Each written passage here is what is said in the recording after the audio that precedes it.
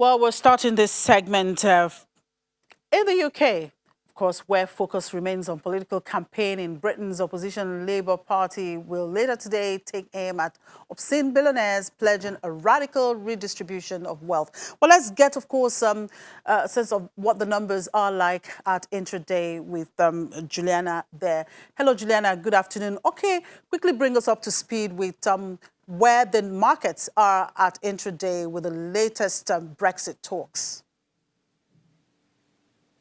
Good afternoon, Chimothy. Well, London was off to an amazing start this morning ahead of the first head-to-head debate between Boris Johnson and Jeremy Corbyn. They're trying to reach triple digits, which would be record-breaking this year if they are. At intraday, the FTSE All-Share is up 1.15%, the FTSE 100 is up 1.22%, and the FTSE 250 is up 1.08%. In currency, sterling not so great. The British pound is down on the US dollar by 0.19%. Also down on the euro by 0.18% and down on the Japanese yen at intraday by 0.11%. All right, Juliana, I guess we'll just have to leave that at this point and hoping to get the update on some of the corporate news that came in today, perhaps when we talk to you tomorrow.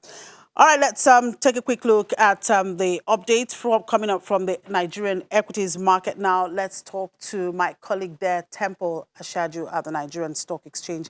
Hello, Temple. How is the market performing so far? Good afternoon. Good afternoon. How is the market performing so far? Yes,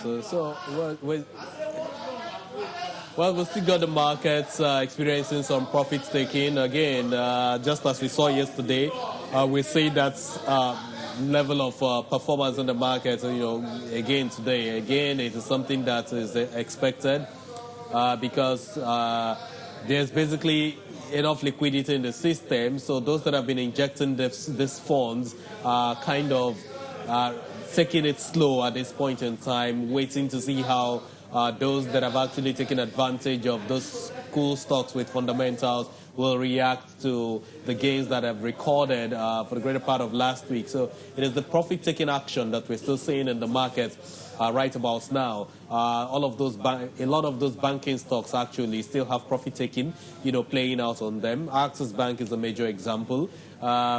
It actually opened this morning, I think, at around 9 naira 20 kobo or thereabouts, and then we saw it reduced a little bit further, then it moved higher again to 9 naira 60 kobo.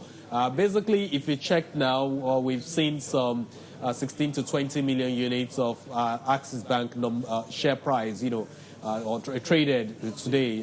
If you look at FBN Holdings actually was also lower yesterday because as a result of profit taking, we continue to see the zigzag movements kind of on that particular company. Right about now, I think it's around 6 naira 70 kobo. These profit taking actions will always create some sort of corrections on the numbers after a while before things simmer again, and then you see the buyers, coming on board more with some more demand and some volume, in the market. So that's the sense we're getting of the market. Earlier in the day, we saw the market moving up some 0.62%. The same margin by which is actually declined yesterday, and then all of a sudden we saw that depreciating again. What was responsible for that gain was the buy appetite that investors actually placed on MTN. MTN opened this morning at 122 naira, went as high as 125 naira.